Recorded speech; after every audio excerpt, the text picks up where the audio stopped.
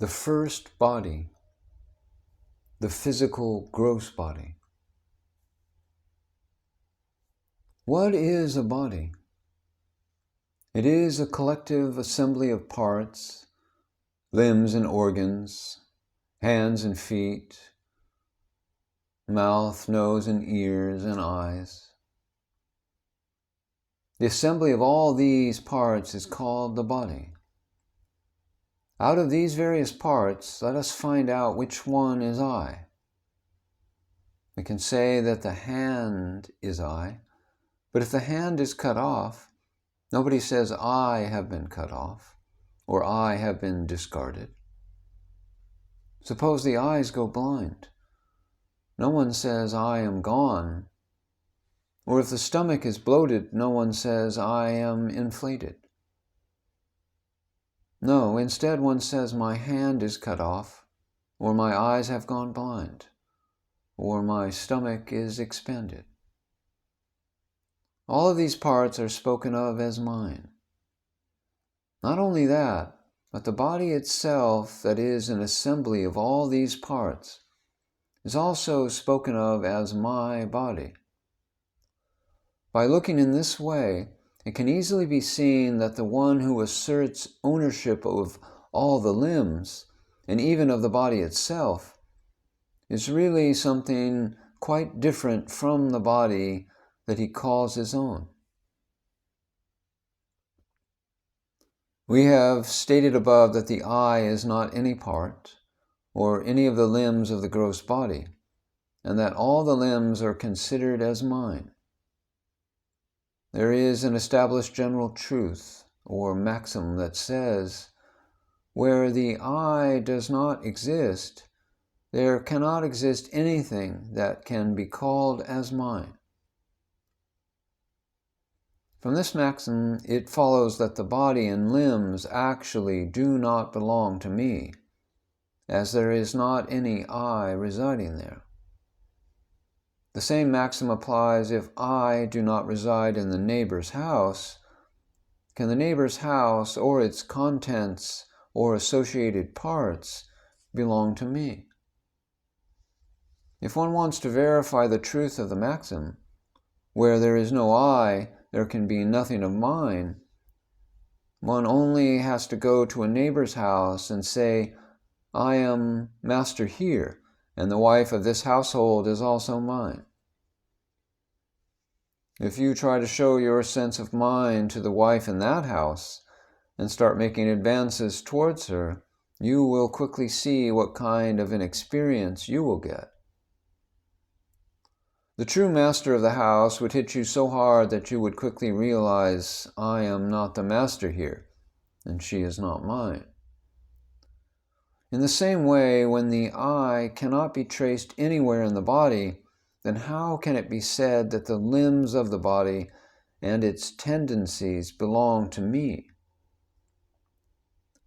If you still insist upon calling it your own, find out why, and also look closely at the condition of all human beings who look upon their bodies as their own and act accordingly. The human being forgets his true self, Atman, and does not understand who he really is. Therefore, he has to take many births in numerous species. Sometimes he becomes a worm and passes out in a stool. Sometimes he becomes a bullock and gets yoked, turning around and around in a mill. And sometimes he becomes a donkey and works hard wallowing in a heap of garbage. How many such miseries one has to suffer is almost impossible to describe. After suffering births in all the other species, finally one gets the good fortune to be born as a human being. This birth in the human body is unique as it has the capacity for higher intellect and discrimination, so that we can know God, the Supreme Self. If we look at the body of the human species, it can be compared to a dressed-up character in a vulgar play, during the period of the Shimga festival. This character can be described thus. The character's face is smeared with black paint. The body is dressed up in rags, with a garland of shoes around his neck, and an umbrella made of shoes is held over his head. Then this character is seated on a donkey and taken in a procession through the streets, accompanied by various strange noises. Ironically, this character takes pride in being the center of such demeaning show and salutes people on the street. In the same way, one's body is also a peculiar part of this passing show. All the beauty of the face is supposed to be concentrated in the nose and eyes. We say that a man is handsome or a woman is beautiful if they have a good nose and good eyes. However, what is the nose except a tube for nasal discharge? The mouth is like a spittoon full of saliva and phlegm. The stomach resembles a sewage plant of some city. The body is given some respectable name, but it is only an accumulation of bones and flesh and blood. It is the intention of the Supreme Self to awaken the human being by demeaning him and making him miserable with the body. He then makes the human being cry aloud for happiness and wander about in all directions in search of this happiness. In spite of this, the human being considers the body to be a great gift, and with joy he describes it with flowery language.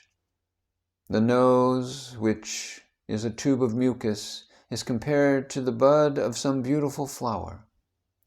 The eyes, which are places of abundant discharge, are called lotus eyes. The face, with a mouth like a spittoon full of saliva, is called a moon face.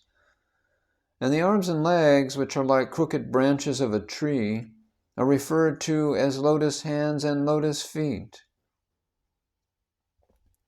The human being looks upon this type of behavior as normal and exhibits his foolishness shamelessly.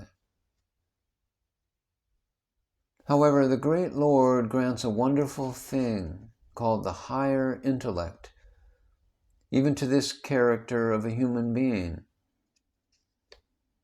that has not given to any other species. The purpose of that gift of higher intellect is for the human being to be able to realize the divine nature of the self and put an end to this demeaning show. However, the human being misuses this great gift of the intellect. He looks upon a gutter as the Ganges and the body as God, and only spoils it further. The human being spends a lot of his time adorning the physical gross body. Taking this body as I, he then comes into contact with a female body and begins calling that person as his own. Next, he begins to place the sense of mine or possession on that female body. By virtue of the contact of this I with that which is called mine, many children are born, and a whole household is brought into existence.